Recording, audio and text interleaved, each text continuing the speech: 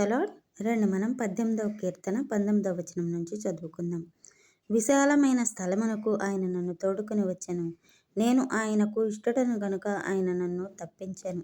నా నీతిని బట్టి యెహోవా నాకు ప్రతిఫలం ఇచ్చెను. నా నిర్దోషత్వమును బట్టి నాకు ప్రతిఫలం ఇచ్చెను. యెహోవా మార్గములను నేను అనుసరించుచున్నాను. భక్తిహీనుడనై నేను నా దేవుని విడిచిన వాడను కాను. ఆయన న్యాయ విధులన్నిటినీ నేను లక్ష్యపెట్టుచున్నాను. ఆయన కట్టడలను త్రోసివేసిన వాడను కాను.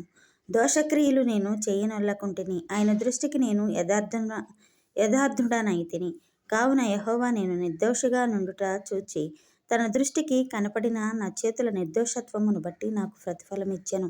దయగల వారి ఎడల నీవు దయ చూపించెదవు. యథార్థవంతుల ఎడల యథార్థవంతుడుగా నుందువు.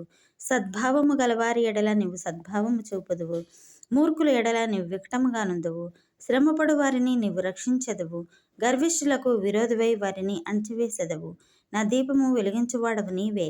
నా దేవుడవైన యెహోవా చీకటిని నాకు వెలుగుగా చేయును. నీ సహాయం వలన నేను సైన్యమును జయింతును. నా దేవుని సహాయం వలన ప్రాకారమును దాటుదును. దేవుడు యథార్థవంతుడు. యెహోవా వాక్కు నిర్మలము. తన శరణు సొచ్చు వారందరికీ ఆయన కేడము. యెహోవా తప్ప దేవుడేడి?